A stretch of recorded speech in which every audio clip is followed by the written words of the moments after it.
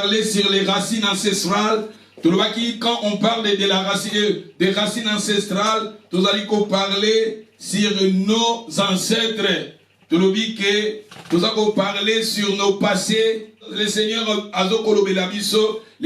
veut nous enseigner que tous avons l'habitude de pratiquer de bonnes œuvres. Il y a parce que misala na biso et quoi affecter nos enfants ou bien biso aussi, nous pouvons être affectés par les actes, le comportement de nos aïeux, de nos parents, de nos ancêtres. Parce que dans la Bible, on était dans les, rapidement, nous lisions, on était dans les livres des Hébreux. Toujours na kati ya mukanda ya Hébreux. On était dans les livres d'Hébreux. On était dans les livres d'Hébreux chapitre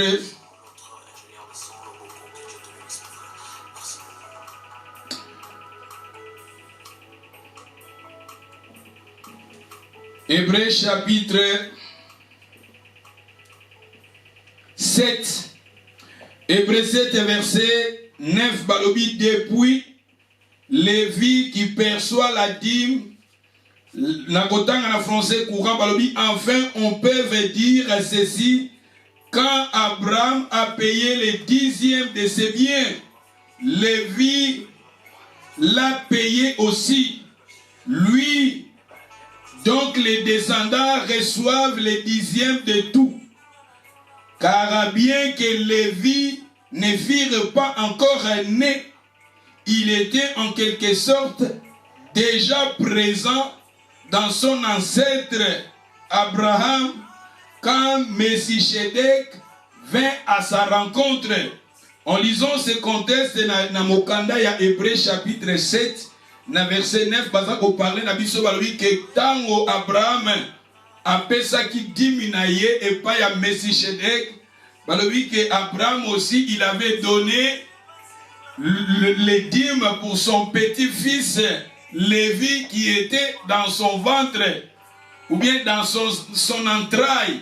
Balobi que tango Abraham a pesaki diminaye a pesela qui paie Lévi.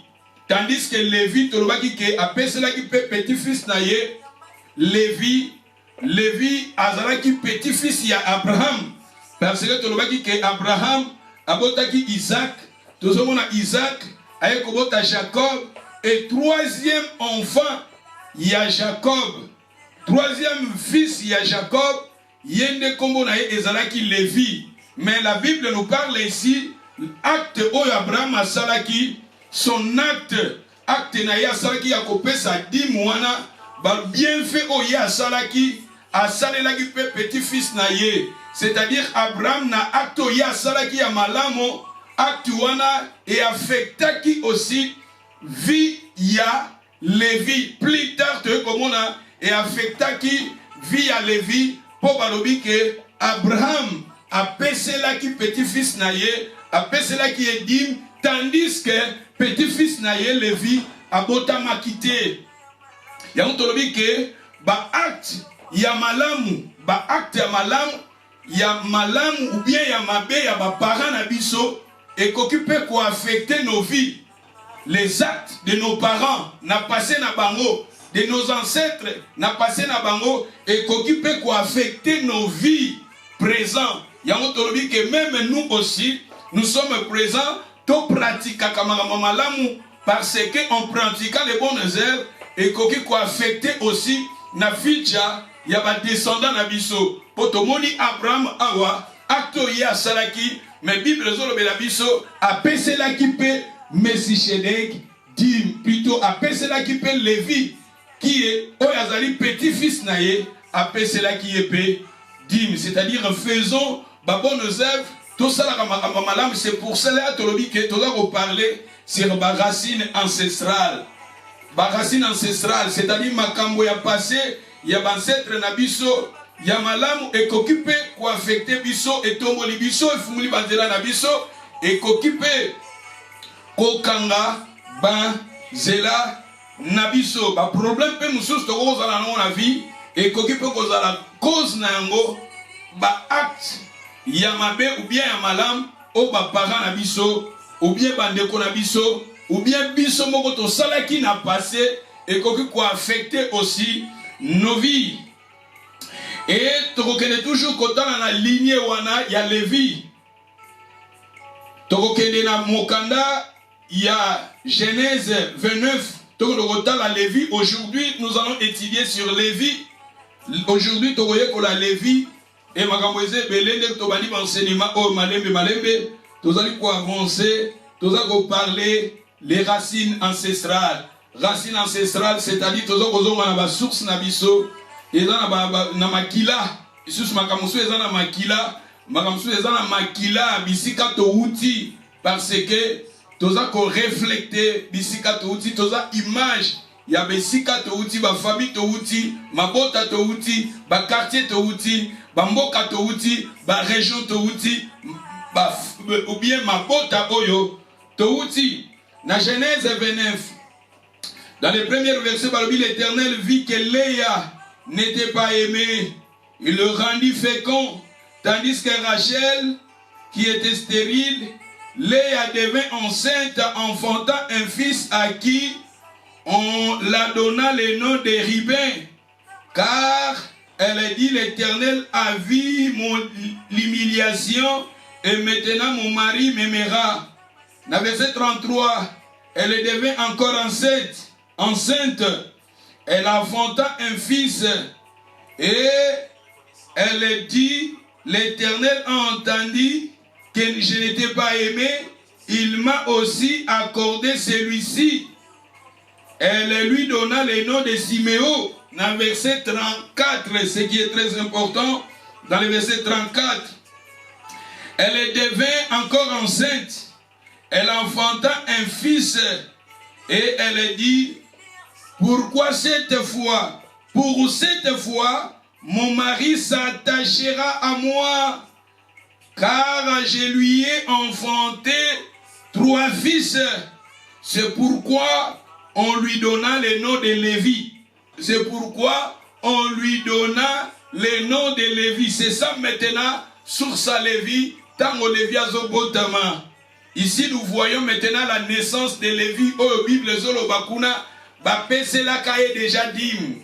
Ba acte y a passé ya Abraham et affecta qui ou bien et contribua qui na vie à Lévi.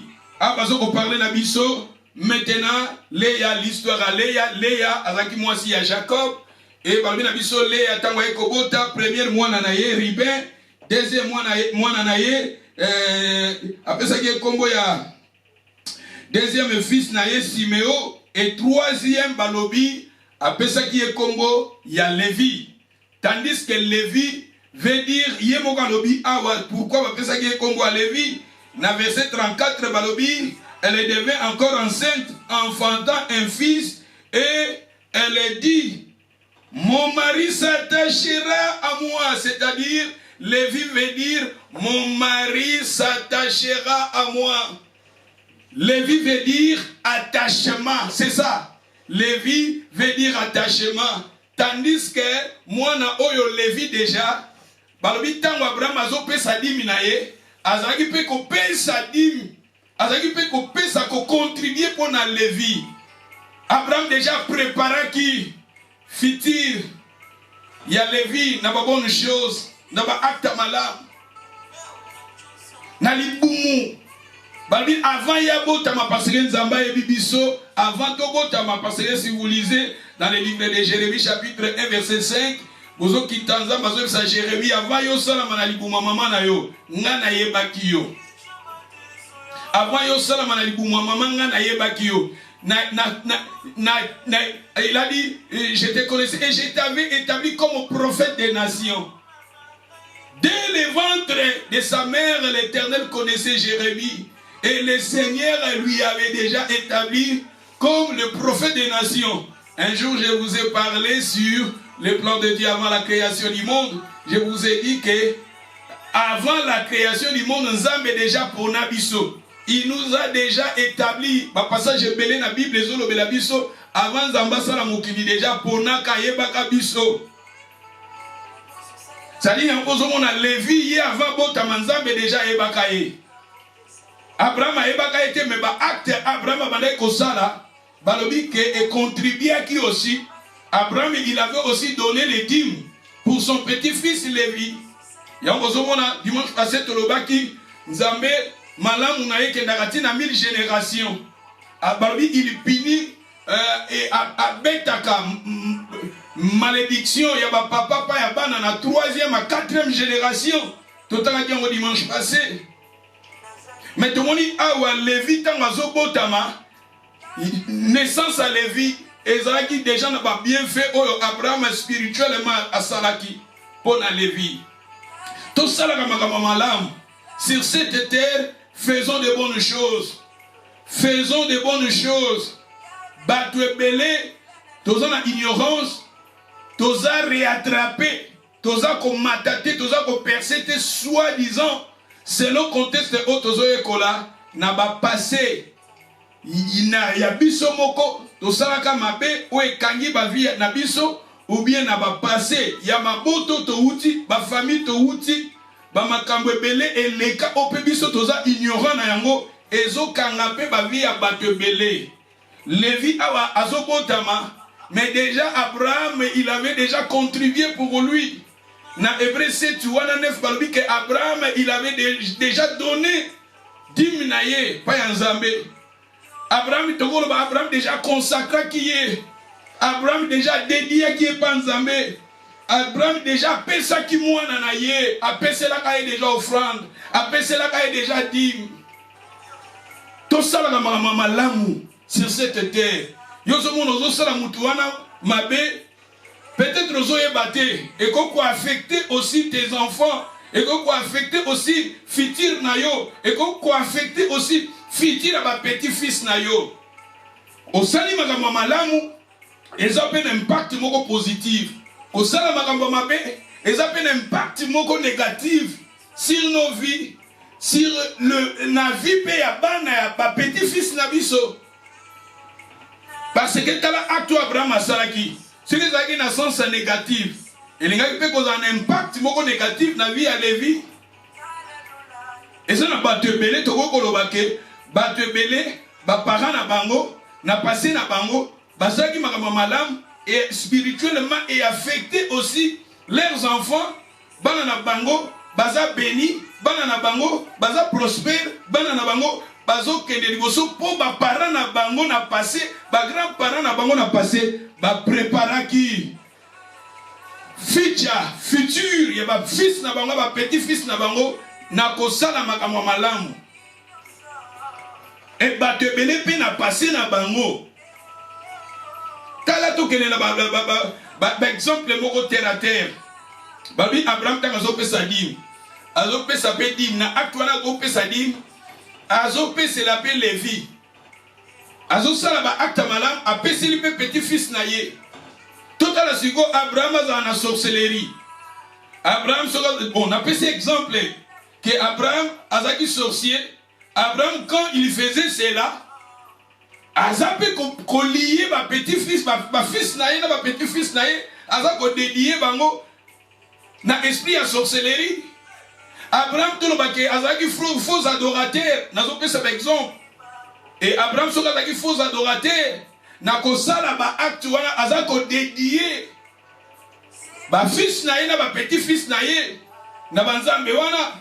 Abraham sur Azaki ba serviteur ba démon, il servait des démons. Parce que la Bible sur le bas même na mukonasu ba lui, bato bako abandonner la foi, bako kangama, na doctrine na ba démon. Les gens abandonneront la foi, ils s'attacheront aux doctrines des démons. Et si dans notre temps, il y a des gens qui sont attachés aux doctrines des démons, au moment où tu sors des doctrines des démons, automatiquement, ta vie est exposée, automatiquement, la vie de tes enfants est exposée, automatiquement aussi, la vie de tes petits-fils sont aussi exposés, c'est ça. Dans le sens positif, dans le sens négatif. Bato musuba awa na poto ozo sala mutu moko mabe boy. Ozo mbongo mutu moko boy. Oyibe loko mutu moko boy. Osala mutu moko mabe. Bato musu to mona ka na poto peut-être wangana zemi, peut-être asala boye ba makambo ebele, peut-être plus tard na ko citer ba makambo et lelo tozo tia ba fondement. Tozo tia ba fondement malembe malembe. Na ba acte na biso positif négatif et koki ezala kana ba influence moko négative na positive aussi dans nos vies parce que to moni awa Lévi azobotama mais balobi déjà son grand-père asalaka makambo malamu o ezalaki ko contribuer déjà ezalaki lokola déposite pour na Lévi ezalaki lokola saki déposite atiaki mani moko déjà na compte spirituellement pour na Lévi. Et ma sœur, mon frère, on ne se manque pas de Dieu. C'est qu'un homme aura semé, il le moissonnera. Na mokilo ya se to sala makambo malamu, to contribuer na makambo malamu et au fur et à mesure to sala makambo malamu, eza lokola toza ko virer quelque somme. Ya mbongo pona ba bana na biso, pe pona ba petit-fils na biso. Et Lévi a ekobotama ba pesi comme attachement. C'est-à-dire même son nom est significatif. Parce que sa mère, il faut que la Bible, quand vous lisez la Bible, il faut tout ça la makambunyo sa malamu, il faut ezala kana link nanzambe. Makambunyo so ya malamu na kati na Bible, il faut ezala toujours ezonga pa nzambe. Ezonga relation na biso nanzambe. Relation na yo nanzambe. Ce que ça, likambu moko boye na sens négatif, il faut te tirer leçon na likambu wana. Ce que ça na sens moko ya kitoko ya malamu positive, il faut te tirer pe leçon na kati wana. Mais bazolo bela biso awa, Léa aboti mwana na ye tozo ko parler sur Lévi parce que mwana na liboso to moni Ribin, on a zo ko parler sur Ribin. Aujourd'hui, nous avons enseigné sur Ribin. Nous avons parlé peut-être sur Siméo, mais nous avons parlé sur Lévi. Lévi. Babia Ekobota Mwana, troisième fils naye, Bapesi Ekombo Lévi. Pourquoi Bapesi Lévi? Alors, mon mari s'attachera à moi. C'est-à-dire, automatiquement, Lévi, son nom veut dire attachement. Attachement. Et parce que sa mère, elle avait donné son nom cet nom à son fils parce qu'elle lui disait que mon mari s'attachera à moi. Mon mari s'attachera à moi. Et Lévi, en grandissant, il portait le nom qui veut dire attachement. Attachement. Et comme sa mère, quand sa mère voyait Lévi, disait, oh, mon mari s'attachera à moi. Parce qu'elle avait donné ce nom à son fils qui est l'image de son attachement à son mari. Et c'est pour cela que je vous ai dit aussi, nous aussi, quand on parle de Lévi, veut dire, mon mari s'attachera à moi. Comme Léa disait, mon mari s'attachera à moi. Et nous aussi,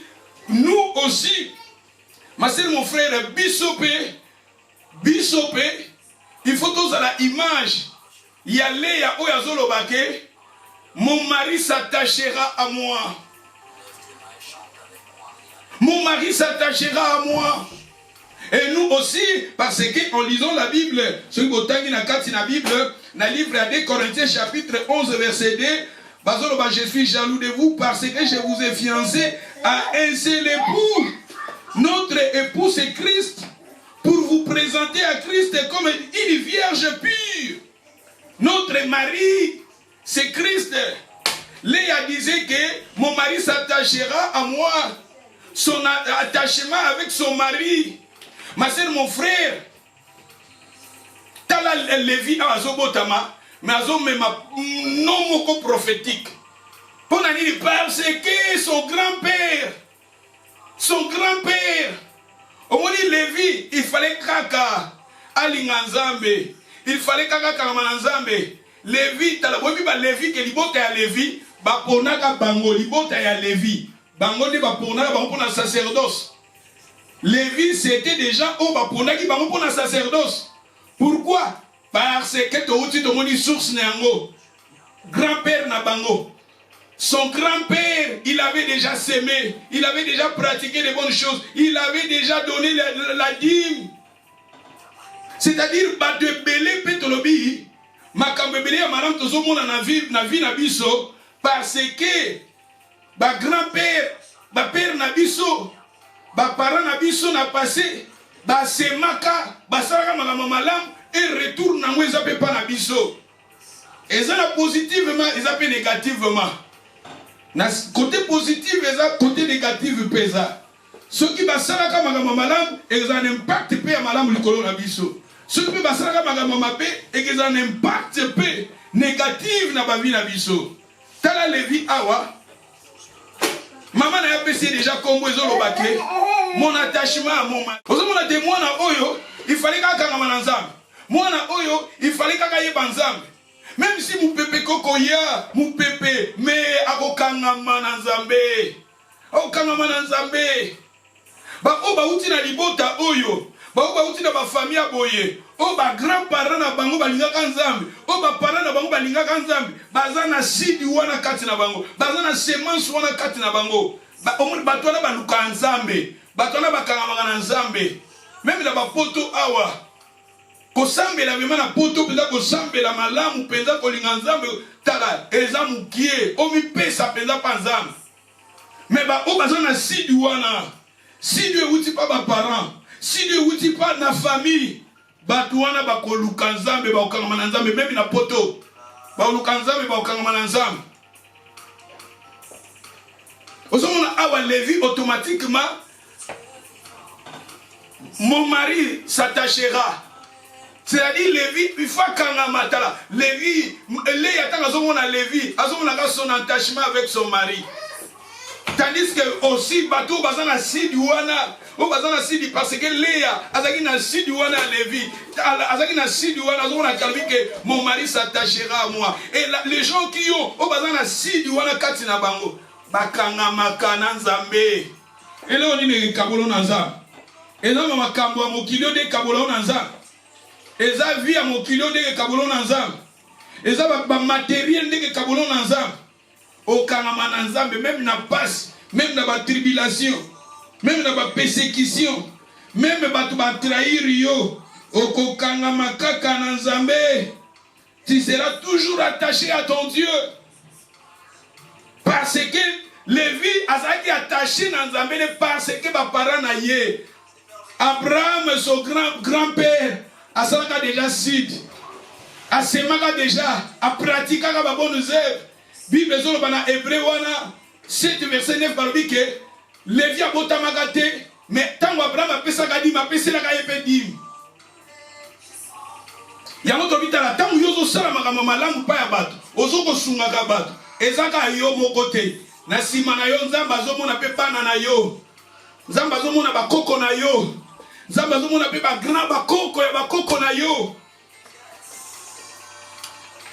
Tango ozosala makambo malamu, ozosungaka batu, ozoedaka batu d'une manière d'une autre. Soki eza malamu, nzambe na sima na yo azomona bato baza na sima na yo. Soki eza ya makambo pe ya mabe tozosala bato kozoka bangonga bato kostrokaka bato koabizaka na bafille na basere tout ça. Ou bien tous coabiser, kochaka ba confusion pa ya batu. Derrière ça, Zambazo mona ka yote, mais Zambazo mona pe lignée na yo. Balabiazo punir malédiction. Il y a ba parents pa ba fils, ba petit-fils jusqu'à la 3e génération. Le dimanche passé to ça qui ba calcul, to beta ba calcul bomoni te tout monde to yekola ki ke ba to belé bazana ba simawana. Tant bazo ba 4e génération. Tozo les plus de 1000 personnes. 1000 personnes. Tozo les plus de 1000 personnes. Bah 10 000 personnes tozo les cas. Dès que tu as calcul.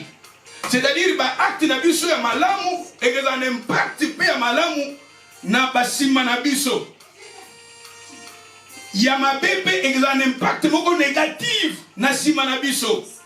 Et bah parents na biso nos aïeux aussi ba acteur na bango ya malamu et que ça a un impact na ba vie na biso ceux qui bango basala ba alliance na ndenge moko ya mabe na ba puissance moko ya mabe ba alliance wana basala et que ça a un retour moko négatif na ba vie na biso na ba vie pe ya bato ebele boyebi Simon Pierre un jour au passage Simon Pierre Jésus azolo na Simon Pierre Satan t'a réclamé ba esprit bazo réclamé yo peut-être Simon famille oya uta ba parents na ye ba grands-parents na ye ba atu basala et ba ko réclamer Simon et Jésus a dit j'ai prié pour toi. Alléluia. To sala mama malamu bato belé yango zomona talaka sikoto talaka mingi nako kende nango plus tard ndé nako meko expliquer babilo mususu na détail mais awa nazo parler boyo komona nako linga to tanga sikoyo il faut toyeba ke na kati na Bible sans nzambe to kosalelo moko te sans nzambe bibliquement la Bible nous dit dans les livres de Jean chapitre 15 verset 5 Jésus a dit sans moi vous ne pouvez rien faire. Et même dans les livres des Psaumes 127, si vous lisez Psaume 127, dans le premier verset, la Bible nous dit si l'Éternel ne bâtit pas la maison, ceux qui les bâtissent travaillent en vain. Si l'Éternel ne garde pas, c'est-à-dire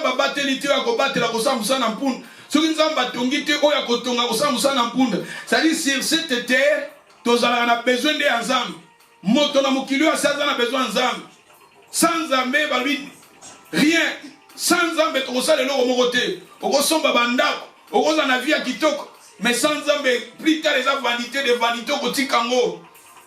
Tokotika babiloko ya mokilio. Oui, c'est important na mokilio ya se.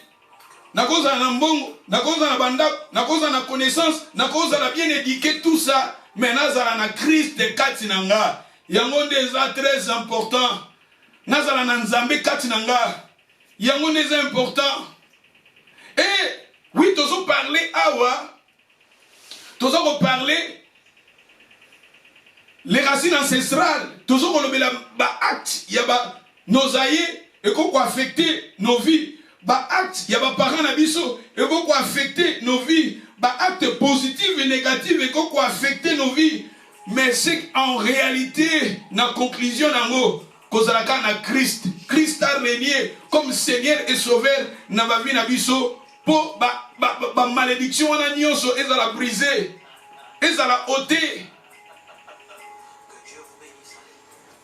yabozomona awa tala awa tozomona Lévi abotami mais ba pesi e kombo le alobike quand le a voyé Lévi alobi mon attachement quand il voyait Lévi abi mon attachement avec mon mari tobi ba Lévi bakangamaka baza symbole ya kokangama na Nzambe parce que na kati na Bible nos maris c'est Christ bao baza na sidi wana balinga Nzambe même ana poto alingi Nzambe même aza vie ya kitoko alingi Nzambe Nzambe to lingi kaka te soki makambo eza ya passe soki makambo ezo marché te okolinga Nzambe même tout va bien okolinga Nzambe même na passe okolinga Nzambe l'attachement. Parce que dans la Sidouana yo rité yango. Et outi na mabota na yo. Et outi peut-être na ba parents na batumsu assemble la rapo. Peut-être ba maman bando meme na nzela nzambe. Ba parents ba bando meme na nzela nzambe. Maman no bando meme na nzela nzambe. Ba kota ko na chorale na âge à 12 ans, na âge à 10 ans, na âge à 7 ans. Ozoimba na chorale. O ezamonité ya to lobi à l'attachement. Ba parents ba sema ki déjà sidi na bango. Léa déjà, plutôt, Léa Takazotala, Lévi, a mon attachement.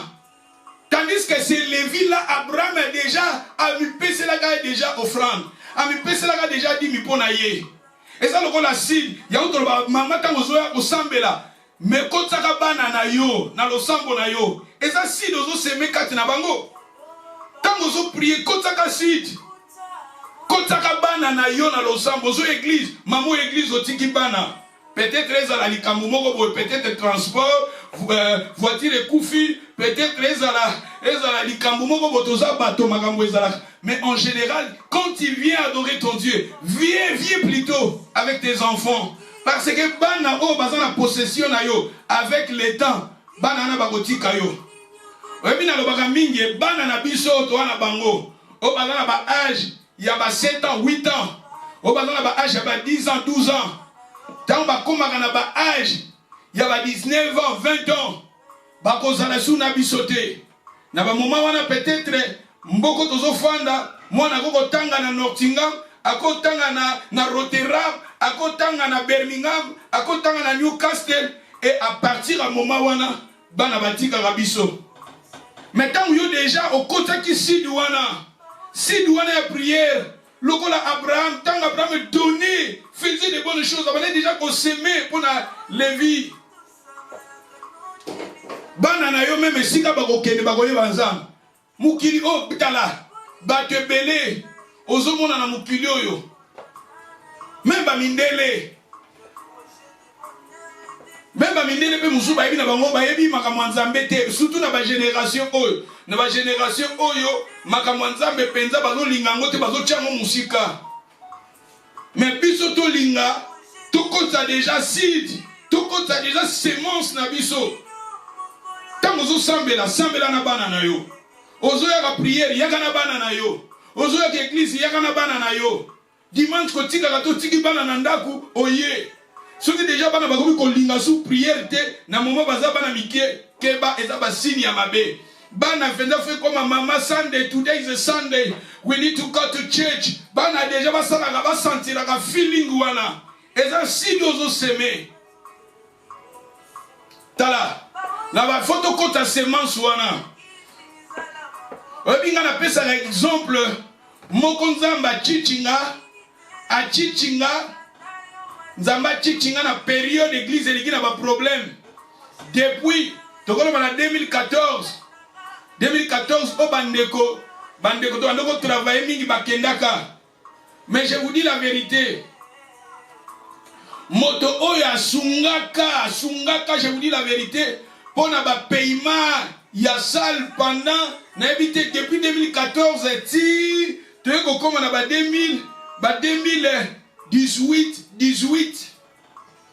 2018 mutu ya fouté la biso paiement à salle, c'est-à-dire eza mwana moko na kati na biso na église azaka na biso ta kenda quelque part mwana wana je pense mwana na tanga yaka na église. Je me souviens mwana na ayaka zaka na âge à 13 ans.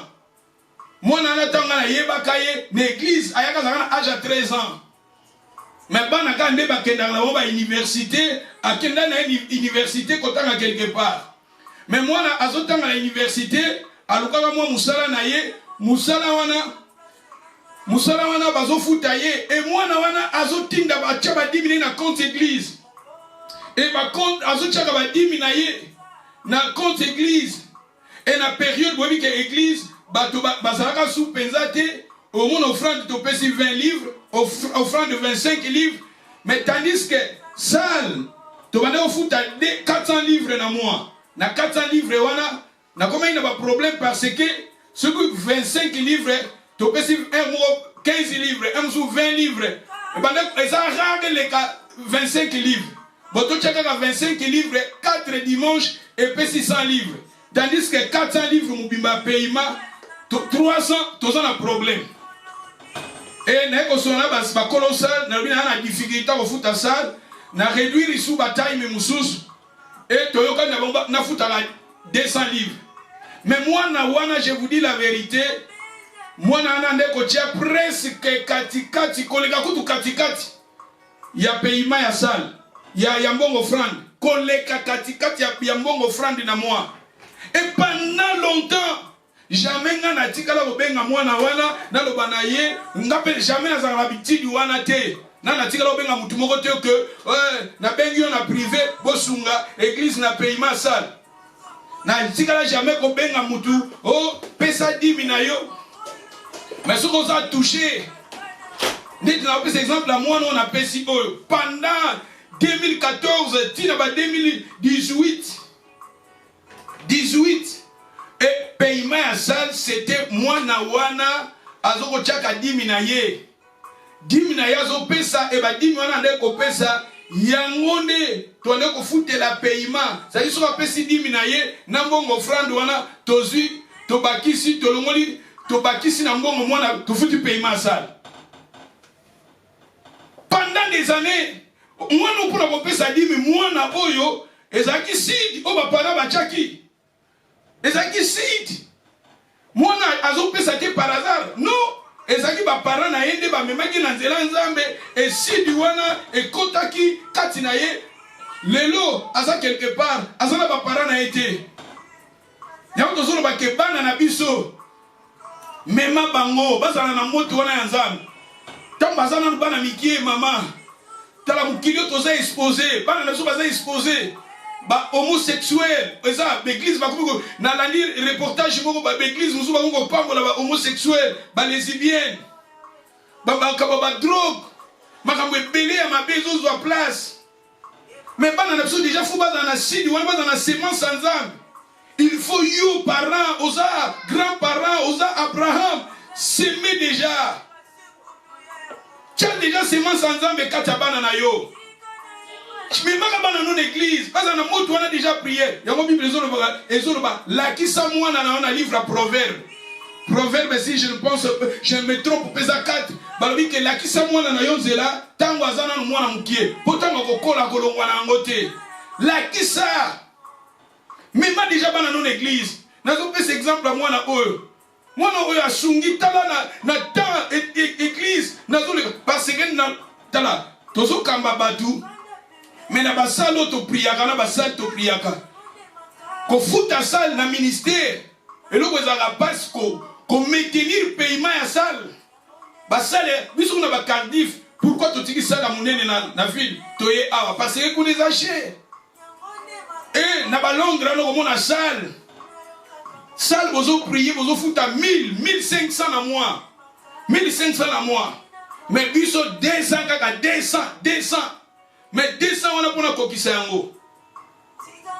mais nzambe si mwana nazo pesa exemple mwana na biso mwana nazo pesa ayebite ma nazo loba mais offrande 10 na yeba ne kocha apesa ka chaque mois akotaka virement na compte église a chaque 10 na offrande tozo pesa ka yango nde bandaki kosanga parce que mon offrande elle moko na mois 50 elle moko na mois 70 pour les kasa miracle maintenant nzambe ndenga salaka mwana bandai ko pesa ka 10 na yezo contribuer on habite la bana na biso pe to chaka sida nzambe ya to bito préparer bana na biso tozo prier ka te pour na biso tozo prier pe pour na bana na biso ficha bana na biso mususu awa lobi ba na vie de gloire ba na vie moko ya gloire il faut déjà na kati na bango tous s'aimer ya to lobi ke ba bonnes œuvres na biso na ficha et qu'on peut quoi affecter nos enfants biso pe totala biso pe tozo ko hériter ba bonnes œuvres ba parents na biso na solona na mundele moko bo manager nanga azo bisanga bi bino boyebi makambo nzambe parce que peut-être ba parents na bino balakisa bino mais biso makambo nzambe toyebi yango te po ba parents na biso pe bayebaka na bango nzamba ngote osomona ça dire que maman tango yebi nzambe chaka déjà sidi wana mais makabana non na prière makambo nzambe so peut-être yo kokote ya bango te mais bayaka déjà na église parce que na bana no wana lobi peut-être nzamba koko sunga pe église koko pambola pe église na nzela bana na yo et ça va sidi tozoloba na momo baza mikie soko raté yango esili tamba okoma na ba 18 ans 20 ans wana seulement sans nzambe zate et comme passe. Un jour, nous avons un pasteur, un ami, pasteur, on a vu passer Serge. Na sala erreur moko na vie nanga na regretta ngoti lelo.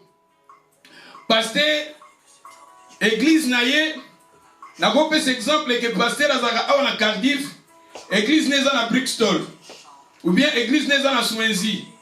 Église neza musika. Siko pasteur azali na famille penza bana, azali na mwa bana ebele.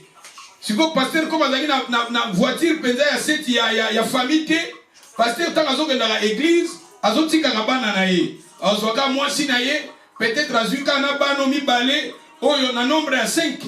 Na nombre ya 5 ba koti na voiture, c'est-à-dire yé na mwasi na ye, na bana peut-être misatu baké prière. Mais tandis que azotika bana ebele na ndako.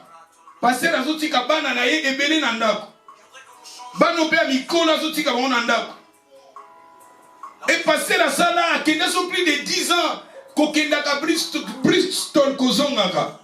Et pasteur esika bande ko bâtir l'église, ndeka ba église na biso za na ba problème, muto wande ko travailler na pasteur, a créer ba problème, tout ça. Ah, amemi lisu ba tout pasteur amoni ke bon. Esika so kende ko meza musika, aya ko tia sur église pembeni ya ndako na ye. Pasteur aya ko tia église pembeni ya ndako na ye. Mais pasteur bana ya pasteur oyo abande ko tika na ndako. Bana wana po baya na église comme problème. Quand ba koli comme problème. Faut pasteur abonde la bango, asilike la bango.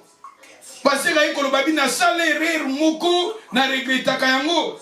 Parce que tant que bana bazaki bana miki, il fallait dans la voiture ta famille, il y a cette place, na me makana kendaka na bango. Na sacrifier bana nanga. Pona sunga. Bande ko sika na ndeko ndokoteya. Bande ko mpe nazo kende, balongwa na bango bakenda, lelonga pasteur bana nanga pona te ya bango, na me bango na église eza pembeni comme problème. Donc pasteur ay komona ke il fallait déjà tia wana tant bazaki bana miki. Sid, Abraham a tchaki Sid. Abraham il avait déjà semé. A semaki. Y'a un Lévi awa. Baponaka ye. Lévi baponaka bazaki prami ba sacrificateur. Bata sacerdoce. Et zalaki libota ya Lévi. N'a peut-être ce que comprendre. Où est important pas dans le banzam. Où est important pas dans le Jésus. Pas dans le Jésus. Attachement à notre Dieu. Attachement à Christ. Ce qui est très important, l'attachement. Il y a un truc tangana. Tozo tangana bana ya Lévi wana. Tozanga na Lévi lignée wana ya Lévi. Nous sommes toujours dans les lignées de Lévi. Nous lisions dans les livres de Exode chapitre 6 verset 16. Tofungu la Bible na biso.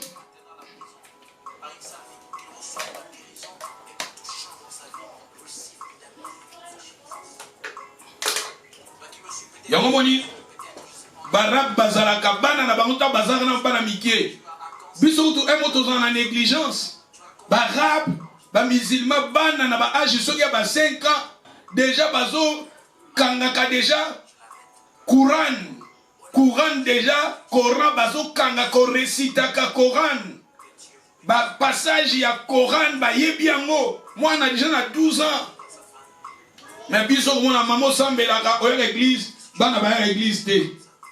Bana ba ko prier te. Bana na mama nzambe tala tia semence. Na Exode chapitre 6 verset 16 balobi, voici les noms des fils de Lévi. Aïe aïe aïe aïe. Voici les noms des fils de Lévi.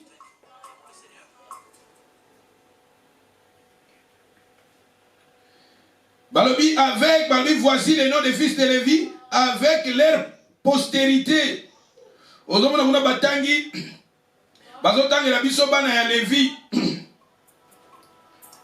Mais celui qui dans verset 20, dans verset 20, j'ai aimé Sika balobi, elle lui avanta Aaron et Moïse les années de la elle lui Lévi bana naye ba descendant naye na ba descendant ya ba Lévi banani ba bimi lisusu.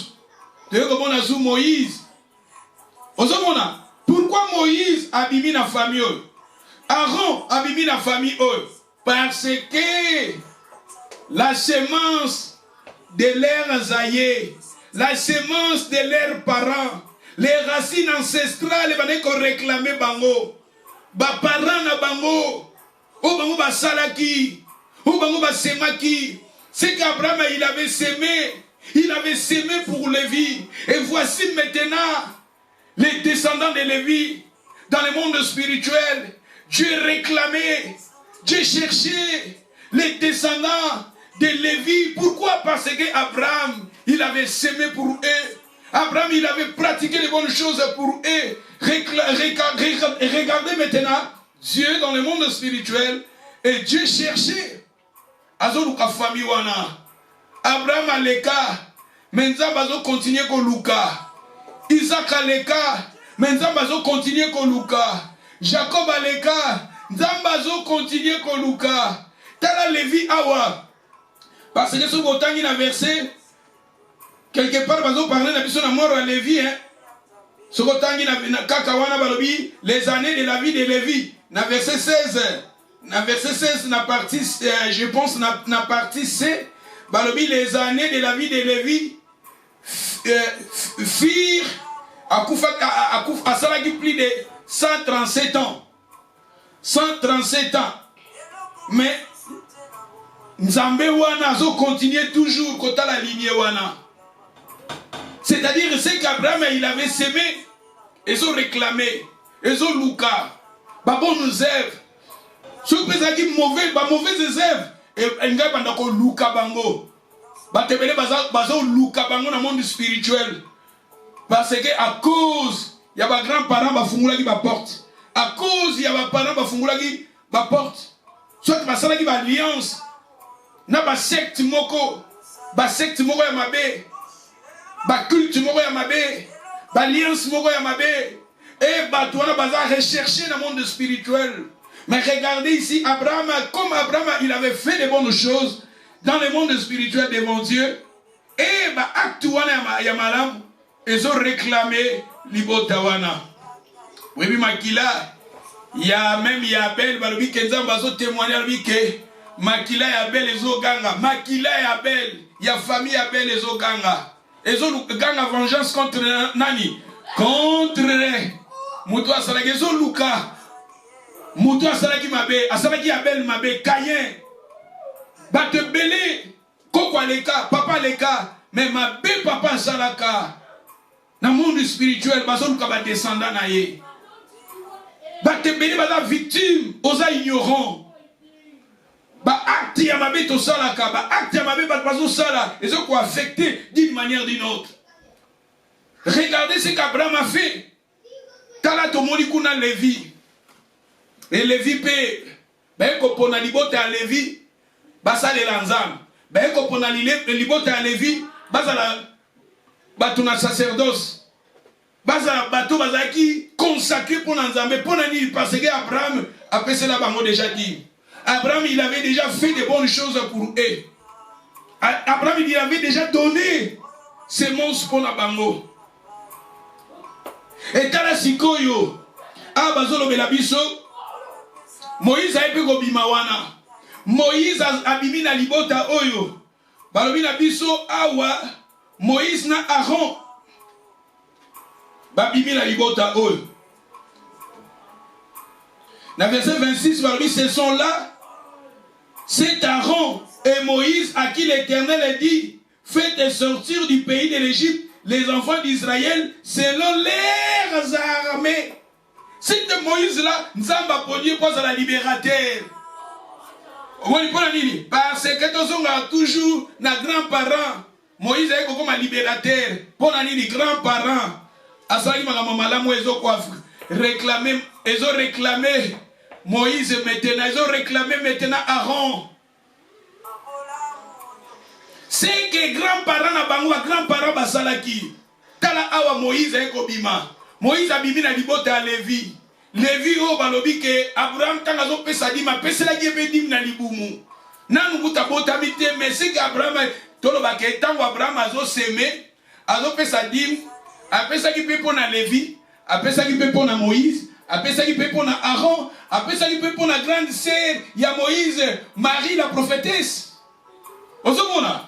C'est-à-dire que ba acte ya malam tout salaka, ils ont ba impact, ils ont influence na ficha ya ba lignée na biso.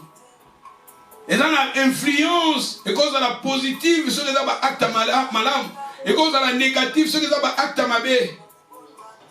Na ficha ya ba koko na biso. Ce qui toque dans Exode chapitre 2, verset 1, balobi. Exode chapitre 2, verset 1, balobi. Un homme de la maison de Lévi, avait pris pour femme une fille de Lévi, même la mère de Moïse. Itala awa, papa oyo, yalibota ya Lévi, abali pe mwasi yalibota ya Lévi. C'est-à-dire maman oh na papa oh, déjà va passer là bango badim, va passer là bango déjà va bonne œuvre. Yango na lobaki. Tala, eza basi mususu, obali mwasi okoti na bitumba ya famille na bango. Mobali mususu yoko obali ye okoti na bitumba ya mobali wana ya famille mobali wana. Osomona? Sadi tanto bala na katokota na babitumba. Soki siko ba grand-parent de tozoloba. Na passé na bango. Basala mabe. We ezobunisa yo, ezobunisa nga. Moto paza ya kobala yo, bien yo zo bala, akoti na bitumba na yo. Maintenant, siko abazolo bela biso siko yo. Un homme de la maison de Lévi avait pris pour femme une fille de Lévi. C'est-à-dire que bateau déjà, moi si oyo, na mobali oyo, déjà na passé na bango. Bakoko na bango. Basalaka déjà l'air exact yango zo réclamer bango ba lingaka nzambe yango zo réclamer même bana na bango ba kangama nzambe yango zo réclamer bana na bango ba kende liboso yango zo réclamer ke nzamba bundela libota oyo.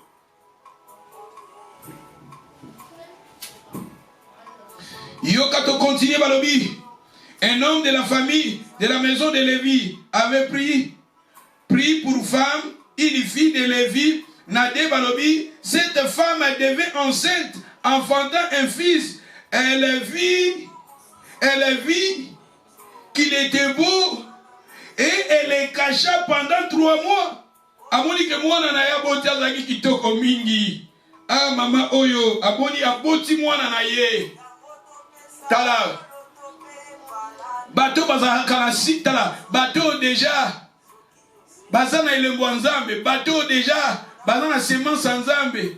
Tala, tokoko zala kombati, mais victoire exala toujours na kanabiso. Tala Moïse awa période azobotama. Bazoboma bana na Égypte. Bazoboma bana na Égypte. Na moment moko vie en Égypte comme très difficile. Ba loi en Égypte est changée. Mais Moïse, son grand-père, ce que Abraham avait fait, ce qui a appelé ça qui Abraham, ce qu'Abraham avait fait, il avait donné sa dîme à Messichedek. Bible lui a appelé ça qui peut pour Lévi. Moi, Nazolo va appelé ça qui peut pour Abraham, plutôt pour Moïse, appelé ça qui peut pour Aaron, appelé ça qui peut pour Marie, la sœur de Moïse. Et après ça qui peut pour papa ya Moïse, na maman ya Moïse. Mais tandis que Moïse a combattu. Tala, Zamba kombate la ye. Zamba batela ki Moïse pour nini? Parce que ba grand-parent na ye. Vie ezaki passe mais Zamba batela ki ye. Tala. Bato Zamba batela kabombaka. Zamba ko utiliser même benemi na ko ba batela yo. Po ba bomba yo, po ba kolisa yo. Tala Moïse awa. Vie ezalaki difficile. Pharaon a su mitino ko boma bana. Mais Pharaon n'a pas yem ta kolisa eka Moïse. Le même Pharaon, c'était lui. Il est ta kolisi Moïse. Pour nani? Parce que ce que Abraham avait fait, la sémence, ce qu'Abraham il avait sémé, dans le monde spirituel, réclamé les descendants de Lévi, réclamé papa ya Moïse, na maman ya Moïse, parce que Bangou Bazaki ba Lévi, réclamé aussi Moïse, Aaron, parce que Bangou Bazaki ba Lévi. Ce qui Moïse Azaki protégé. Moïse Azaki protégé. Aaron peut Azaki protégé. Mais tandis que dans le moment où bazo boma bana mibali, mais Moïse Azaki mwana mobali Azaki protégé. Aaron peut grand frère il y a Moïse à 3 ans, Azaki peut protéger. Tu vois, Toujours le pour nani parce que c'est mince. Parce que bah bon nous serve. Il y a des grands-parents, il y a des parents. Tant au sala kamabe, au sala batu mabe, au zonyo kola batu. Tala. Au zonyo kola kaka yomoko. Et que zonga likolo na yo pe zonga likola bana na yo, ba descendant na yo. Tant au sala kamalamu. Et que zonga likolo na biso likola bana na biso ba grand bana, plutôt ba petit fils na biso.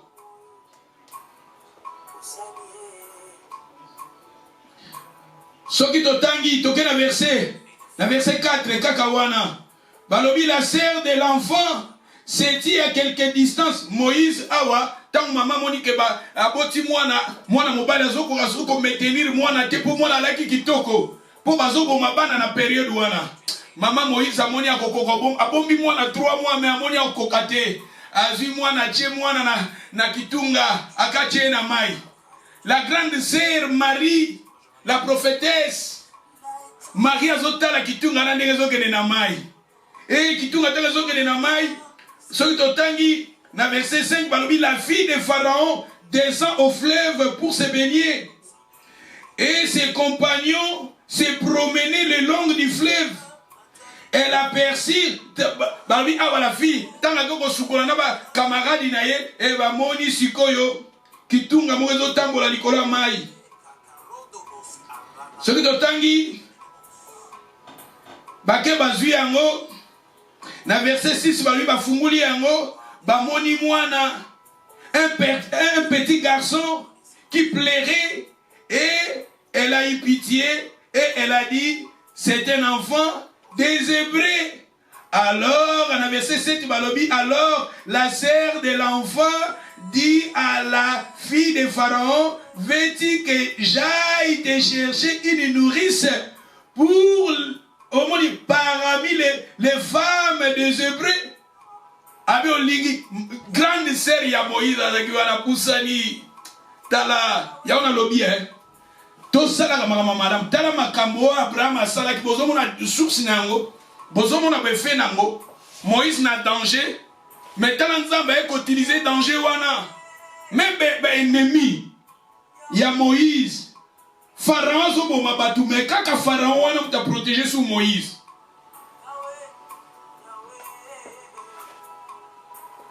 Parce que ce qu'Abraham avait fait, les racines ancestrales réclamaient Moïse positivement.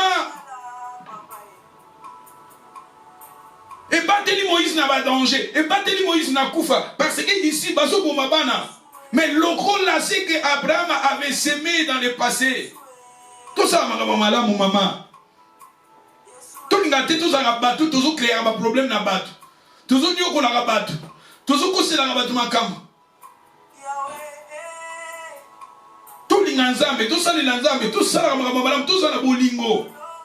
Parce que, awa Moïse, awa. Ben, la fille de Pharaon, bah, comme qu'on fout ta même maman à Moïse. Tala awa. Bah, on fout ta maman à Moïse. Pour la Moïse. Oh, ils ont dit pas molité. Oh, ils ont dit pas molité. Ils ont dit pas molité. Et c'était la bénédiction. Maman Moïse a coqué sous qu'on gardait Moïse. C'était pour moi que vie n'est en danger. Famille n'est en danger. Mais tandis que maman Moïse a qui aussi n'a descendant à Lévi. Tandis que ma descendant on a déjà. Ça est là, maman malam. Ba grand-parent basana malam. Maman kokite a rejeté a bois qui moi na na mai. Pour moi que finissent en danger. Mais dans le monde spirituel, les racines ancestrales, elles ont réclamé Moïse. Ils ont utilisé même par ennemi. Au bazou ka Moïse va boma Moïse, pour ba kolisa Moïse. Et dans la sikoyo. Ba comme ko futa maman Moïse pour battre la Moïse. Yo ko la batu musu baza makamunezo aussi moko salepe mabete parce que ba parents na yé ba yeba kanzambe. Ba parents na yé na passé ba yeba kanzambe. Na libota na yé ba yeba kanzambe. Ba kokone ba yeba kanzambe. Ba kokone ba sungaka batu, ba yedaka batu. Ba racine wana ancestral les ont réclamé bango. Ba bato mosusu bakosala mabe te parce que il y a des gens qui ont déjà basema pour yo. Il y a des gens qui ont déjà prié pour yo. Il y a des gens qui ont contribué pour yo. Il y a des gens dans le monde spirituel qui ont toujours dans le sens positif ou bien dans le sens négatif.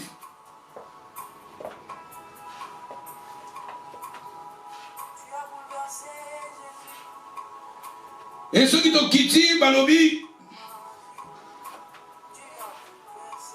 baké bazu maman Moïse, dans verset 9, balobi, la fille de Pharaon lui dit, emportez cet enfant, alertez-le, je te donnerai ton salaire. Baké bazu maman Moïse, la fille de Pharaon, nazo bandoko futa yo, zwa mwana oyo zalaka na ye, na bandoko futa kayo.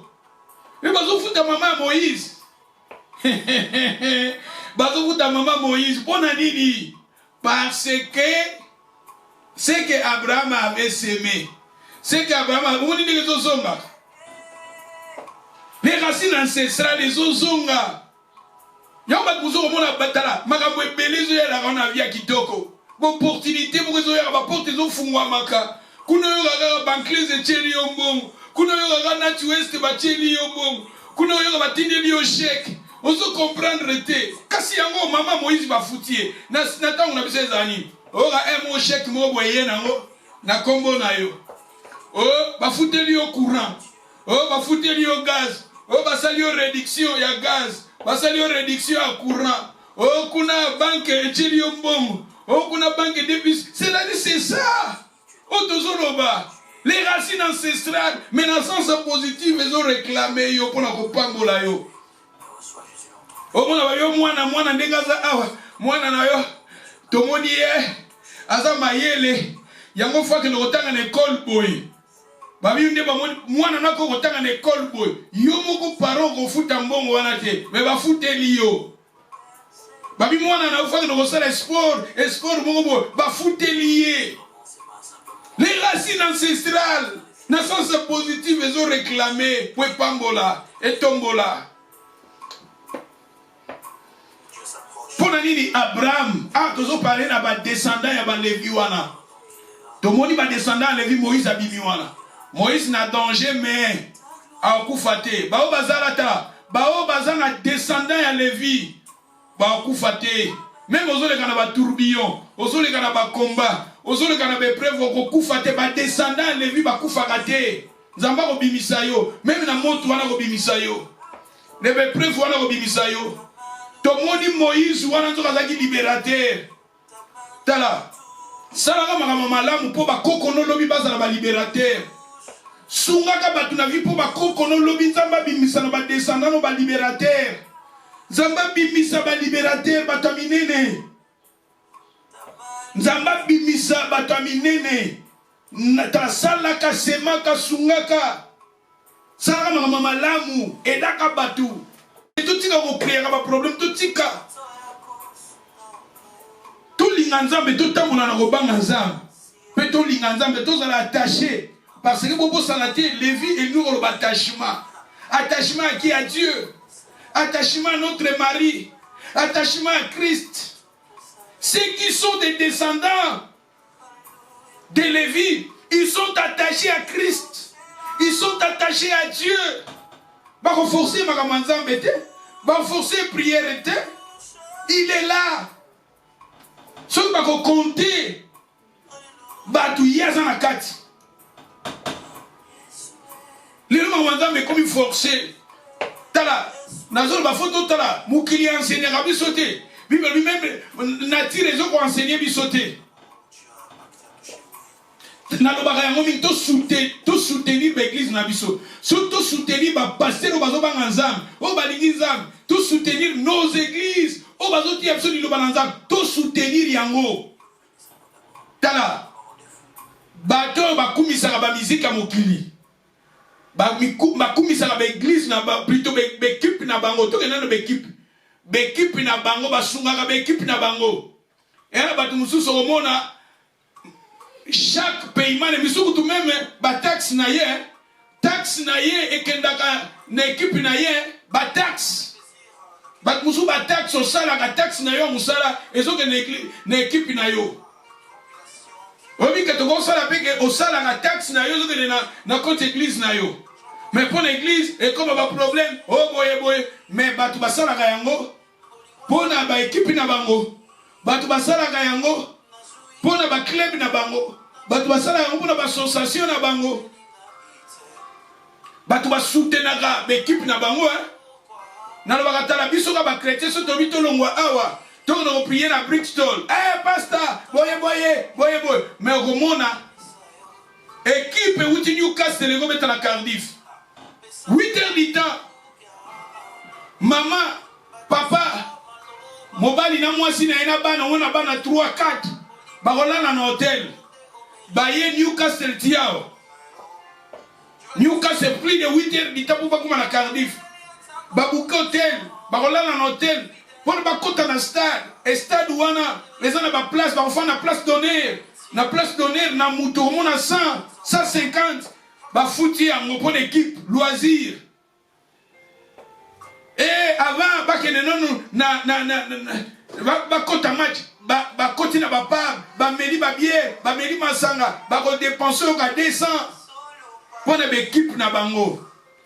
Mais si tu veux soutenir l'église, et comme un problème, l'église, vous soutenir l'église, vous voir mis ça va pasteur, vous te sunga bana na Nzambe, intelligence de la renouveler. Tout sungana, si vous avez un problème l'église, tu contribues, même quand tu contribues pour la pasteur, pour la sœur na yo l'église, frère na yo azu matanga, tu sungaye. Ba tozo mona penza, eza batiraima. Mokomona bato association, association, bana matete, bana lemba, bana ngaba, bana ngiringiri, bana bumbu, bana kasavubu, tout ça. Les gens ils sont là. Les gens ils contribuent.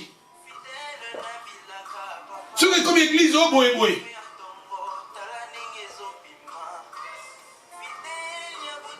Bato bazo aider.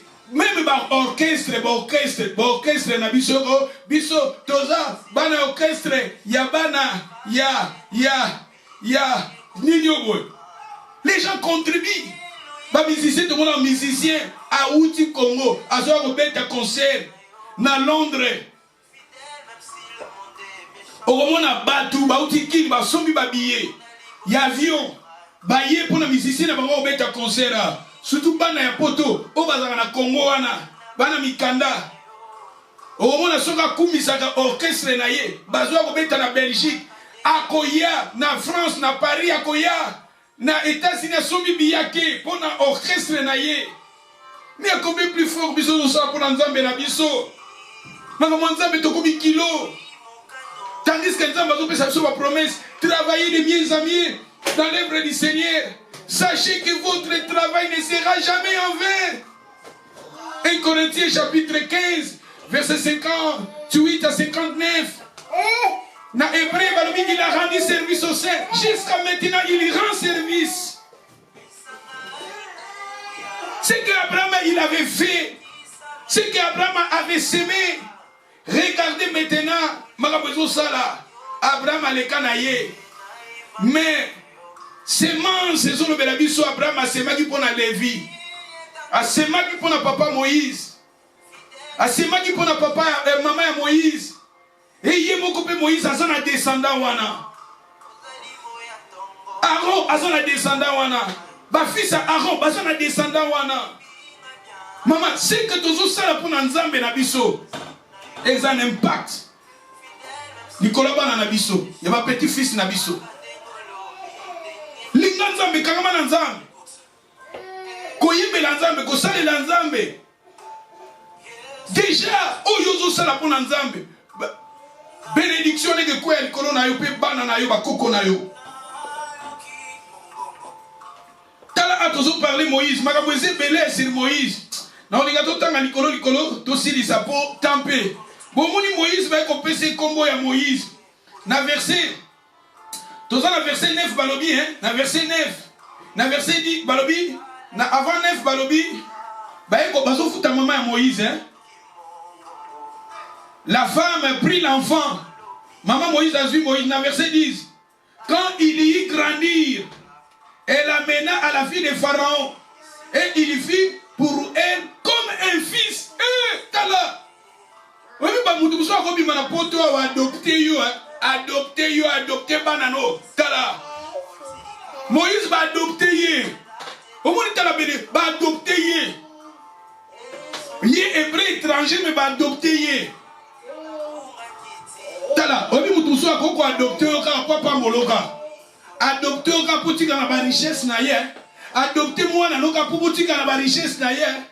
Et tout est possible. Tala awa. Ben quoi adopter Moïse. Pour qu'à bénédiction Moïse a un privilège mon boy. Pour la dire c'est qu'Abraham a fait. Les racines ancestrales. Ils ont réclamé Moïse positivement. Moïse a qui n'a danger. Ballon ouais danger. Maman Moïse a livré qui Moïse a pas gagné par Bomaye. Comme qu'on fout tailler. Tala a Moïse. Balobi va adopter. Moïse a un privilège. Va qu'on benge prince. Racine ancestrale. Ils ont réclamé.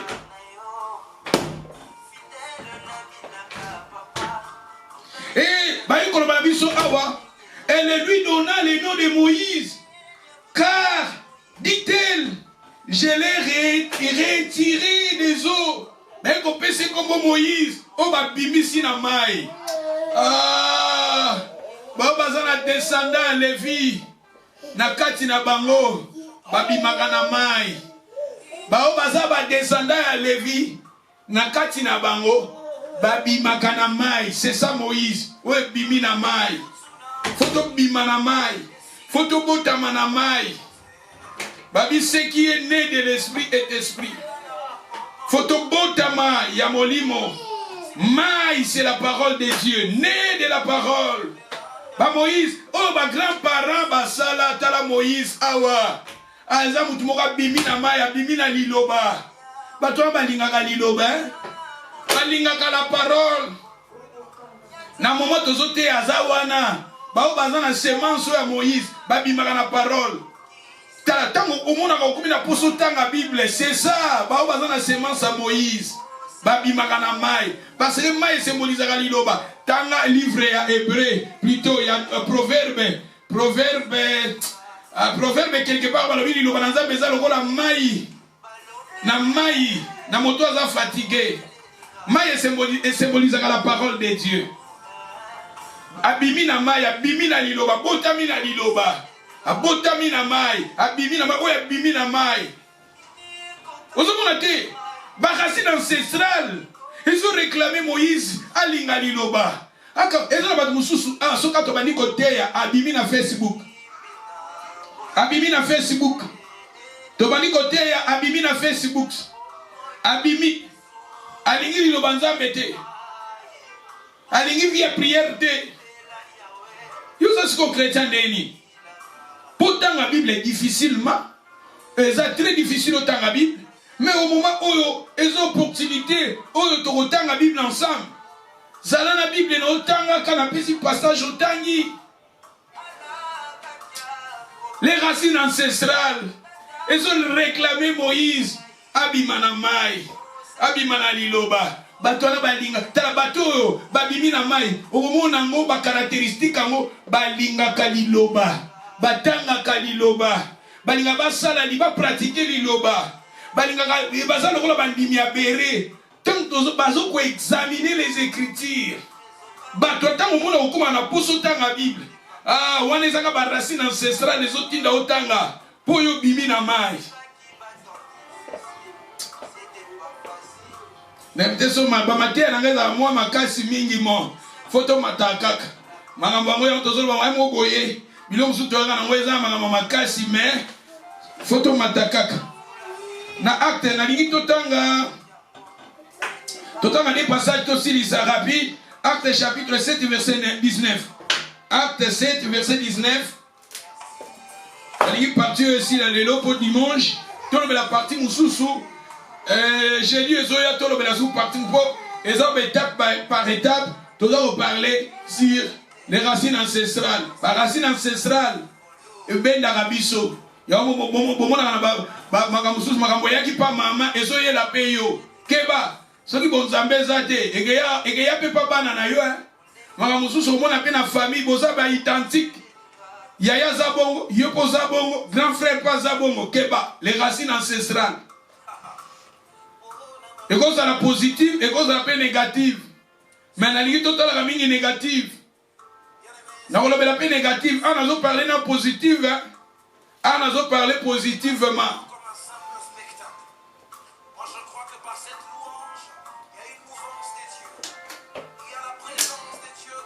Totangi, dans Actes chapitre 7, verset 19, c'est dans verset 20. À cette époque, Naki Moïse, qui était beau aux yeux de Dieu. Regardez ici, Moïse qui était beau aux yeux de Dieu. Quelle beauté! Quelle beauté Nzamba bandaki comme on n'a pas Moïse. Beauté ni Nzamba bandaki comme on n'a pas Moïse. Moïse azaki mwana. Abotami. Mais Nzamba zomona ebo. Beauté ni Nzamba zomona pas mwana wa otiko botama. Ezalaki semence oyo grand-père a salaki. Babita la malamu Nzambe landaka na 1000 générations totalaki dimanche. Et il y a une pénition, malédiction, et qui t'a la 3e à 4e génération. Beauté n'ignon Nzambazo se plana Moïse Awa. Ce qui est semence au Abraham a sala quitté. Ce qui est semence au grand-père a sema quitté. C'est que grand-père il avait fait. Parce que quand Moïse, plutôt Abraham, il avait aimé, il avait donné sa dîme à Messichedek. Après cela qui peut Lévi. Après cela qui paie ma parent Moïse. Après cela qui paie Moïse. C'est pour cela ici, moi on a bon ami, Zambazo se pela na Moïse. Parce que c'est ma racine ancestrale. Et zouti dans Zamba se pela na moi no Moïse. Yokade va continuer, balobi awa. Il fut nourri 3 mois dans la maison de son père. Et quand il lit, total dans le verset, verset 21, la fille de Pharaon l'éleva comme son fils. Moïse fut instruit dans toute la sagesse des Égyptiens. Moïse fut instruit. Aux hommes de la racine ancestrale. Badopteye, tant badopteye, batangissiye, bazotangisaye, balobi awa, avec toute la sagesse de l'Égypte. Il était puissant en parole et en parole et en œuvre. Pour n'ani parce que nazo lingato zonga na bagacine ancestrale. Oh, ma grand-parent basalaki. Yoga verset 30. 40 ans plus tard, un ange lui apparut. Pourquoi un ange lui avait apparu? Parce que les racines ancestrales les réclamaient. C'est que son grand-père avait fait réclamer. Ange. Kuna zui privilège. Moïse Azaki n'a danger. Mais à racine ancestrale, c'est que les racines ancestrales, c'est que son grand-père avait fait positivement et protégé Moïse. Maman Moïse, il n'est pas un descendant à Lévi. Bazaki n'a danger. Mais danger, on a changé comme un bonheur. Comme un fout à bango. Comme il a un privilège. Moïse va adopter. Il y a la fille de Pharaon. Adopté. Et Moïse, ici, il fut instruit. Batan ici, il y a eu privilège. Il y a Kotanga, il y a sage, il y a intelligent. Il était un homme puissant en parole, en acte. Et la Bible nous parle maintenant. Regardez maintenant les racines ancestrales dans le sens positif, la réclamer positivement. Et maintenant voici un ange. Moïse a un ange. Moïse, il avait vu des anges. Un ange lui avait apparu au désert de la montagne de Sinaï. La flamme, a mon flamme là. Et dans verset 33, Balobi, Moïse voyait cela, fit étonné de cette apparition. Et comment il s'approchait, examinait la voix du Seigneur, se fit entendre, je suis le Dieu de qui? De tes pères. Regardez les racines ancestrales. Que je suis le Père, le Dieu de tes pères. Habitez, je suis le Dieu, ton Dieu, non. Habitez, je suis le Dieu de tes pères. Au moment où que Nzamba ngonde mtazoluka Moïse. Pendant nini azoluka Moïse parce que ba papa na ye. Nzamba zoko se référer na ba papa na ye. Ba papa na biso bazaki na Nzambe nini.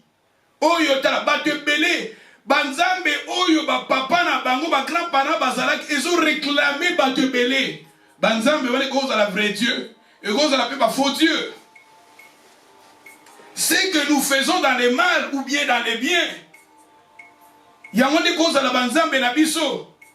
Ou il faut qu'on ait un impact, il faut qu'on réclamer nos enfants, il faut qu'on réclamer nos grands petits-fils. Et c'est que aussi nos pères n'ont passé na bango, banzambo bango basale laki, banzambe wana baza qu'on réclamer nos vies. Et cause de la naissance positive, négative. Les racines ancestrales, regardez maintenant, Moïse a comme on a les surnaturels. Moïse a comme on a des choses surnaturelles. Moïse a comme on a la présence d'un ange. Moïse a moni un ange. Moïse a comme on a une voix spirituelle. C'était Moïse. C'était des voix spirituelles. Dieu est esprit. Mais Moïse a comme on a une voix ensemble. Tala, bateau yo. Ba grand-parents na bango ba sema ba sala makama malamu pona ba basunga balinga nzambe ezo ko retomber na ba vie ya batebele o nzamba zo benga batuana nzamba zo lobela batuana nzamba zo pesa batuana ba vision azo pesa ba petit fils wana azo pesa bana ya batuana ba vision nzamba zo benga calling tozo mona calling ya Moïse ezo salama. Pourquoi? Parce que c'est qu'Abraham, je suis le Dieu de tes pères. Je suis le Dieu de tes pères. Abraham, c'était lui qui avait semé. Azomona Isaac, Azomona Jacob, Azomona Lévi, Azomona papa Moïse, na maman Moïse, ba descendant wana. Tout ça, maman malam. Tout l'inganzam. Tala Moïse awa.